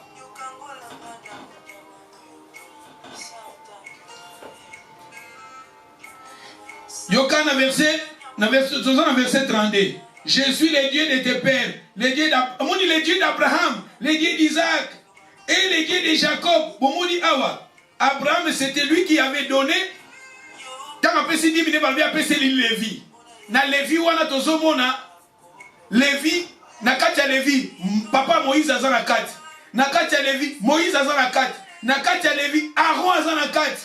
Na uzaku na tante ya kolobela pe Aaron hein. Parce que na ngeli lelo na lobela Aaron mais na moni na okokate. Na osuka kana Moïse. Dimanche na kolobela nde makambo mususu. Et j'ai dit tokoya kozonga suna makambo mais na ndenge mususu. Balobi awa Moïse tremblant, tala Moïse trembla dans la présence de Dieu. Ah, bato yo tala, bato yo oyo déjà ba parents ba sema pona bango. O bazana sidi anzambe kati na bango. Bato na ba tambola na kobanga nzambe. Makambo nzambe tala, makambo nzambe faut tout sali na nzambe na kobanga nzambe. Na loba tala, na makambo na nzambe ze sika to ya ko sala ba aventure te. Venez pour prier. Soyez sérieux. Même moi aussi, votre pasteur, je suis sérieux dans l'œuvre de Dieu. C'est pour cela, Jésus, là, dans le mutu, ce que prions, je suis là pour vous aider dans la foi, de persévérer, de vous parler de la parole. Dans le sur la parole, la prière, la parole, à vous pia. Nazarate na landela kinini nani yaki kotala yo nani azalaki na yo oswaka combien okanya wane talinga ite. Ce qui est très important pour moi, tu aimes le Seigneur, tu pries ton Dieu, tu t'attaches à ton Seigneur. Na moment ma prière soit là, na ligne soit prier avec nous. Abupia. Tokutani l'église, n'entozoni l'église, tokumisi nzambo abupia. Ceux peut-être on a besoin d'aide, prière, conseil, peut-être na téléphone, c'est bon. Et à part ça, na lingagate na landela, o mutuana, azalaka ndenge nini, afanda kala nani, azalaka non non non, ça ce n'est pas non non, na lingi makambu wana te. Tout linganzambe, kangama na nzambe. Kangama na nzambe na yo. Soit là na ba moment ba prière, soit là. Koyaka te pour créer des problèmes dans l'église. On a mon mikoloyo, eh boye, ok les problèmes avec les pasteurs. Je ne veux pas ça. So comme dit que pasteur, aux autres séparations de longa pasteur te, aux autres séparations na pasteur l'église te, aux autres séparations na ba ndenge makamanda mezo sala maté. Ah, wana kaka, ma sœur na bolingo nzambe, mon frère na bolingo nzambe to kabwali na kimia. So ok na gauche, biso to na droite. Ok na droite, biso to na gauche, to kabwani na kimia. Lukado nous peut-être l'église Moussousou, on prier où est important, tout quand t'as beaucoup dit na likolo. Koya kate on crée un problème d'église, on crée un problème na pasteur. Pour makamwanza me bat Moussou balingaka, ngana mona ba frère Moussousou. Frère Aza frère, mais yaza frère, mais azo commandé au pasteur. Oh pasteur faut ça là-bas, pasteur faut ça là-bas, pasteur faut ça là-bas. Oh et ça, le problème dans la libanda, il y a football, aux hommes on a pas de défaut. Il faut le mettre à gauche, il faut le mettre à droite. Quand tu as sur le terrain, yo beta siko yo, ma frère wana lelo tous les ba kambaka l'église, ba zo souffrir. Bo ba mona kika, ba ngombe lelo ba ko ba pasteur, ba micha ba pasteur, ba ko ba pasteur. Bo bossa la siko makambo bino bo bande ko lo ba wana bossa lango. Bo komi ko lela, d'où quelque part, toti kanzamba kambabiso. Il y a l'église to prier, c'est important, to yoki lilo banzambe, to prier, to kumisi nzamba bupia. Kolande la kate ba vu, oh via serwana, oh via frère wana, oh batuana te, ça crée des problèmes. Sauf que kende bo ça crée des problèmes. Il y a ka to kumisi nzambe, to adorer Jésus, to yoki lilo banzambe. To kumisi s'il s'agit de prier de molimo nzambe zo kamba biso to prier. Ba moment jeune to quotidien. Ba moment d'adoration to koti, ba moment conférence to koti. Toti kamoli wa kambabiso. So yozo une église tamu sa mandengi yozo penser, dengi yozo penser za penser nzambete. Yozo linga passer, toza na exigence mingi. Passer fala zalabo, église zalabo, il fallait yo mituna ngana zalabo, zala ndenge nzamba zo linga yo zala. Zala ndenge ni loba nzambe zo senga yo zala. Souvent to ko raté. Mais exigence n'est na batu mususu. Tala Moïse awa, na lina lo baga mo ba po mo likolo wana, na si sa po makambo eze belé awa. Bomoni na Moïse balobi, na verset 32, je suis le Dieu de tes pères, le Dieu d'Abraham, Isaac, Jacob, et Moïse trembla. Moïse azoko banga. Lelo bana na nzambe to mo kosa na musala na nzambe. Ozo kosa na makambo nzambe. Maman, Moïse trembla dans la présence de Dieu. Bible tanga Bible zolo batot banga na présence nzambe to banga tous na présence nzambe tous na liboso présence nzambe avec tremblement. Yo zo mona batu tous ça la aventure l'église tous ça l'aventure na makambo nzambe. L'église est comme makambo esibele ya mabe na kati parce que batu zo tambola na bon la crainte était. Regardez Moïse dans la présence de Dieu, Moïse craignait. Pourquoi? La sémence. Batu mususu tala, loko la malédiction ancestrale négative ezo landayo et mutu. Ozo ko chasu nchivundu l'église na présence nzambe. Nchivundu na bato na communauté. Nali to continuer. Balobi. Dans verset 34, j'ai vu la souffrance de mon peuple qui est en Égypte. J'ai entendu ces gémissements. Je suis descendu pour les délivrer. Maintenant, va, je t'enverrai en Égypte. C'est Moïse qui en avait régné en disant, qui t'a établi chef et juge. C'est lui que Dieu envoya comme chef et comme libérateur avec l'aide de l'ange qui lui était apparu. Moïse, Dieu lui avait établi comme qui? Comme chef. dans verset 35, Balobi Nzambe a établi que Dieu lui envoya comme un chef et libérateur. Tu vois, c'est que Abraham avait fait. Ezolanda, lignée à Lévi. Moïse Nzambe a établi comme un chef, libérateur. Pour Nanini, la bonne œuvre qu'Abraham avait fait. Tout ça, maman malam. Ça, maman malam, maman. Et quand vous avez l'impact na vie na yo, l'impact na bana na yo, l'impact na ba petit-fils. Avant Nzamba bimeli Moïse a dit je suis le Dieu de tes pères. Na ba Nzambe ya ba papa na yo.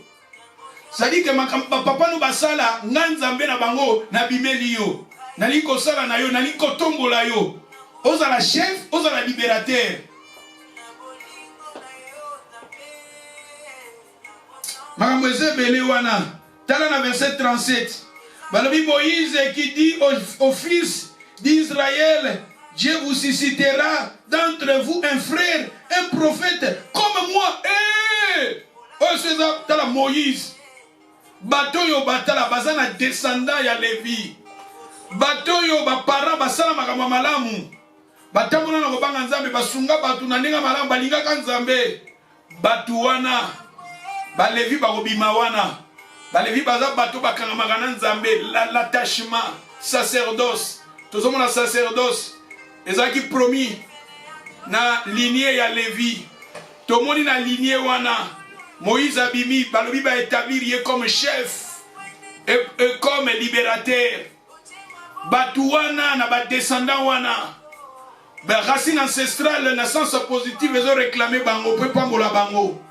Batomboli Moïse awa comme roi, plutôt chef et comme libérateur. Et hier Moïse wana azo prophétiser, azo loba lisusu que Dieu suscitera. Il a dit, Moïse dit aux fils d'Israël, Dieu vous suscitera d'entre vous, vos frères, un prophète comme moi. Et sa parole prophétique. Moïse a prophétisé sur Christ. Azo bakinza ba kobimisela bino. Prophète Moussa a comme à moi.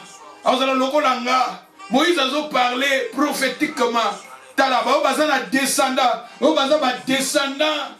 Ya Lévi ba prophétisaka. Bazaba tumoko ba pesaka ba prophète ba prophétie. Bazaba tumoko ba lobaka. Ba lobaka makamu prophétiquement. Moïse a parlé sur Christ. Azotato la Christ awa prophète o azoloba awa eza Jésus.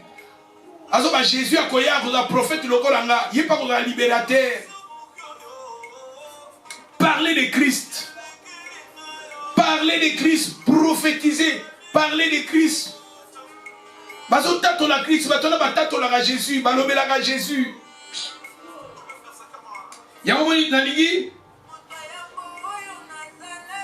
Naligi totanga na verset, tosi ça, Hébreu 11, verset 23, tosi dit ça.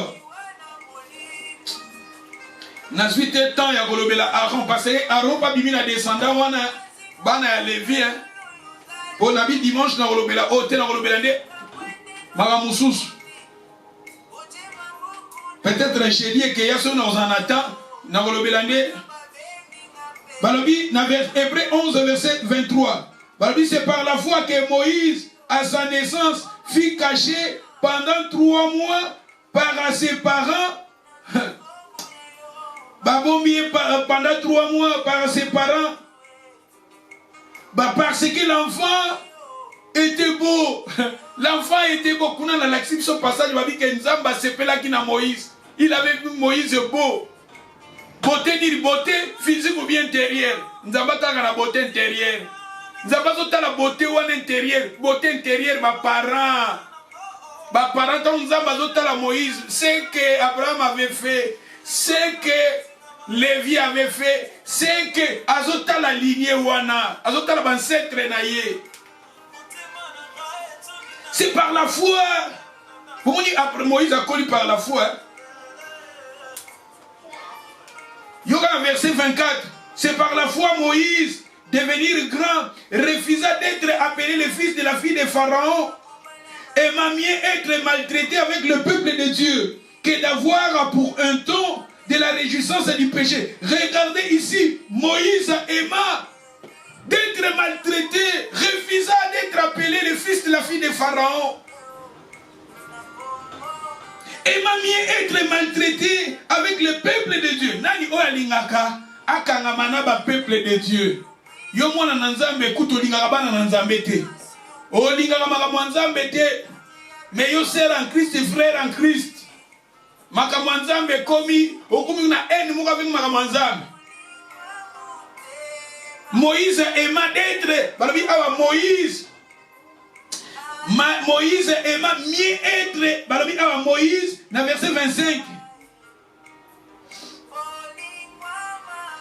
Au moins, dans verset 24, Moïse par la foi, c'est par la foi, Moïse devenir grand. Moïse devenir grand par la foi. Nous allons devenir grand physique, mais nous allons devenir grand spirituel. Moïse devenir grand, c'est-à-dire nous spirituellement. Grandissez dans la foi. Grandissez dans la foi. Grandissez dans la parole. Ba o bazana ba descendant. Ya ba Lévi. Ba oyo ba grand-parents ba sema, ba parents ba sema, bazana sema sans âme. Otozo benga ba racine ancestrale mais positivement. Ba tuana ba kolaka. Soka ina makamanza bazo kola. Atala makamanza mais positivement. Lelo batu epelé, tous en église mais tous en misu moko négative. Tous en ba yeux moko négative avec ton frère, avec ta sœur. Tous est différent. Tout le monde a qu'à m'appeler. Mais regardez Moïse, grandissait dans la foi. C'était dans la foi. Par la foi, Moïse, devenir grand, refusa d'être appelé le fils de la fille de Pharaon. Refusa. Tant que tu kolaka na foi, tu vas refuser le péché. Tu vas refuser le péché. Tu vas refuser makambo amabe. Tu vas refuser makambo nzambazo sepela nangote. Tu vas refuser. Grandissez dans la foi. Nous venons dans l'église. Au sali 10 ans, au sali 15 ans. Moi, ça toujours bébé avec ma biberon. Grandissez dans la foi. Nous sommes la foi. Ma racine ancestrale est négative. Les autres kangaba. Kola. Tout grandissez. Apôtre Paul disait, moi, j'ai parlé comme un enfant, j'ai raisonné comme un enfant. Mais lorsque je suis devenu adulte, je fais disparaître ce qui est de l'enfant. Batebele Tosali de l'église, 15 ans, 12 ans, 10 ans. Mais on a toujours le rôle à bébé. Il y a 6 mois. Grandissez. Grandissez dans la foi. Tala awa, c'est qu'Abraham a sala. Ils ont réclamé Moïse positivement. Même na mamanzambe azokola azolinga mamanzambe yiwanaza azosepela na présence sans Nzambe, il grandissait. Atik barbi il refusait. Tala kotika gloire ya Égypte. Balobi atika ki gloire Égypte. Kotika gloire au batebele obitala makamozu kanga bango gloire a mokilezo kanga batebele. Péché zo kanga batebele, plaisir a mokilezo kanga batebele. Jeunesse a mokilezo kanga batebele, péché zo kanga batebele. Il y a un des gloire à Égypte. Tu as bizarre, gloire à Égypte.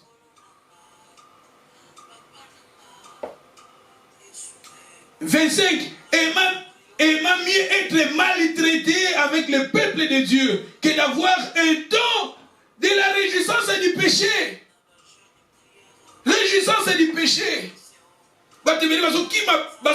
L'église, réjouissance du péché. Qui m'a la parole, réjouissance du péché. Qui m'a adoration, réjouissance du péché. Qui m'a mon ensemble pour réjouissance du péché. Si nous lisons, ce qui est ok, moi m'a envoyé dans les 26, regardant l'opprobre de Christ comme une richesse plus grande que les trésors de l'Égypte. Moïse regardant l'opprobre de Christ. Moïse, Jésus n'a pas botamité, mais il y a déjà on a Jésus. L'opprobre de Christ, la souffrance à Jésus. Moïse a son déjà. Parce que c'est que Abraham avait fait, hein, ils ont réclamé. Kuna bani comme on a ange. Kuna nzamba zolo belaye. Kuna ngozo ba vision. Kuna nzamba bengi libérateur. Kuna nzamba établir chef. Moïse tozo mona zo kola na foi. Batu mususu eza. Même amoni lobo kwa nzambe boye. Incrédule. Vous priez pour un incrédule. Nazomona mamuzo ezande tozo ngala sima ba racine ancestrale. Mama mabe ba para ba sala. Tozo lo ba avec cause la positive et cause la négative, hein. Ou bien esika outi, tribi a outi, libota outi. Vous priez pour na aimé, makambuana, yamabe wana, na famille na bangozo landaka ekaka. Et ce qui est ok, regardant dans verset 26, regardant l'opprobre de Christ comme une richesse plus grande que les trésors de l'Égypte. Il y en avait les yeux fixés sur les yeux fixés. Mais sur la fixé sur quoi? Les yeux fixés sur la rémunération. Mais sur les fixés sur Christ. Mais sur la fixé sur quoi? Maman, mais sur les fixé sur quoi? Bah oh baza ba descendant, il y a Lévi. Bah baza ba descendant, il y a Lévi. Bah racine ancestrale, il y a ma parents. Et autres d'abord mis sur la fixée sur Christ. Bible ayons les regards fixés sur Christ. Les regards fixés sur Christ. Dans verset 27, c'est par la foi qu'il quittait l'Égypte. Est-ce que déjà, tu as quitté déjà l'Égypte? Est-ce que tu as déjà quitté l'Égypte? Regardez Moïse, par la foi, il avait déjà quitté l'Égypte. Égypte. Et ça va poser à Mokili. La Bible nous dit, ne vous conformez pas. Romains chapitre 12, verset 1 à 2, ne vous conformez pas au siècle présent. Soyez transformés par le renouvellement. Dans la Bible, ne vous conformez pas aux habitudes de ce siècle. Monde va bien au siècle dans la Bible. La Bible, ne vous conformez pas aux habitudes de ce siècle. Dans la version sur la Bible, ne vous conformez pas au siècle présent. Mais soyez transformés. Moïse refisa, quitta l'Égypte. Tout quitter, tout quitter, tout quitter le péché, tout quitter. Pratiquons les bonnes œuvres, aimez le Seigneur parce que yango et que ça va retomber. Nabana nabiso, va retomber. Naba petit-fils nabiso, va retomber. Naba vie nabiso. Ce qui est au verset. Photosylisa, balobi awa, verset 27. C'est par la foi il quitta l'Égypte sans être effrayé de la colère du roi. Il se montra ferme. Attends, montra ferme. Balobi, soyez ferme dans la foi. Soyez inébranlables. Tout ça trop fragile. Ne m'en pas trop fragile. Oh Maté les kaki ebele na levi nanga pasteur atea kiboye na levi nanga pona nini serwana alata ki rouge na levi nanga pona nini église basala kiboye na levi nanga église babenga kingate pas baza ferme ti Bible dit soyez ferme. Moïse il était ferme. Il se montra ferme comme ayant celui qui est invisible. Il voyait celui qui est invisible. Moïse a demandé comment on a ce qui est invisible. Bao bazana semence wana. Il y a des grands-parents. Bato bazana semence nasi dans Zambie. Bamona les choses invisibles. Moïse voyait ce qui est invisible. Alors on habite dans la nzela nzambo na kangama na yango. Na kangama na nzela nzambe oyo. Pona za la sauver. Un jour na kota paradis. Un jour, nous allons péber à Jésus. Un jour, nous allons hériter le ciel. Moïse voyait l'invisible, la Bible sur le Bélabiso.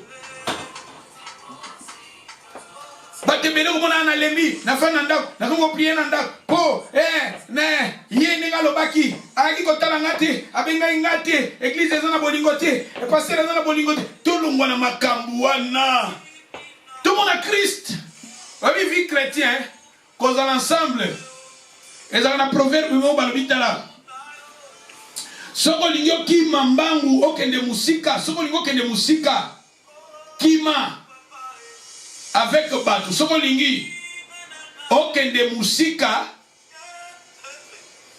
kima avec les gens kende na mutu soko olingi okende musika yaomona même bato basalaka bamarathon autour de France bazokima mbangu omona na pembeni na bazokima mbangu eza na ambulance eza na pembeni wana ezo plutôt accompagner bango ezo accompagner bango bazokima plutôt bazokima batrajet milai babi soko olingi kokima musika kima na bato mais soko olingi kokima rapide kende yo moko olingi kokende rapide kende yo moko mais olingi kokima okende musika kende avec les gens na vie chrétienne soto olingi kokende musika vie chrétienne okende musika zala ensemble na bato prier na bato ensemble yamo mona bato bakimaka ba marathon azokima baza 2-3 ambulance na simezo landa bango malembe bazo basali Tour de France mais oyo olingi kokima yo moko rapide kende yo moko mais kokima yo moko kende rapide kokima na mutu te olingi kende rapide kende yo moko mais soko olingi kende ne musika kende na bato vie chrétienne to kende musika foto kende na bato bato bazolo baya to prier na ndako eza très difficile okende na vie chrétienne musika vie chrétienne christianisme eza combattu Satan zo tchaba makambo pour détruire christianisme mais pour to kende musika il faut tous ensemble to persévérer to kende pendant la vie chrétienne abiso jusqu'à le Seigneur reviendra ou bien bible zo le Seigneur a voyé la mort il est réservé à l'homme de mourir une seule fois après quoi vient le jugement. Ce que Jésus a été, la mort est devant nous. Mais plutôt que de musique, tous à l'ensemble, prier avec des gens, soit avec des gens. La vie chrétienne, nous avons de musique. Nous avons besoin de yo, nous avons besoin de yé. Tous à l'ensemble, tous que de musique. Mais parce que ce que tous ont prié ensemble, que tu as persévérer, tous que de musique. Mais ce qu'on fait avec le temps, vous avez chrétien, mais vous avez chrétien efficacité. Avec le temps kolemba, avec le temps péché que compte à Katinavi nayo, avec le temps vous avez chrétien à combo, mais sans impact, sans la crainte de Dieu Katinayo, sans la parole de Dieu Katinayo. Mais pour tous aller efficace, tout que de musika, tous aller ensemble, ne tout que de musika. Que le Seigneur vous bénisse. Nakolingato bondela, vraiment. Maté à Magamose Belé à Koloba. On a préparé à parler sur Lévi, mais pour moi, on a l'obéli à Moïse, mais on a l'obéli à Ranté. Mais total, pour dimanche, il y a l'obéli à Haute, il y a l'obéli à Nemagamoussou. Peut-être jeudi, il y a l'obéli à Awapo, que le Seigneur vous bénisse. Et si Kaoza, Bondela, Lilobo Yoyoki, le Bananzamba peut s'absouer ma casse. Il y a Kosa, Malam. Pour makamboana malamu est un impact na ba vie na biso na bana na biso pe na ba descendant na biso to bondeli esika tozali to bondeli pendant quelques minutes. Alléluia to bondeli. Colors of day dawn into the mind, the sun has come up.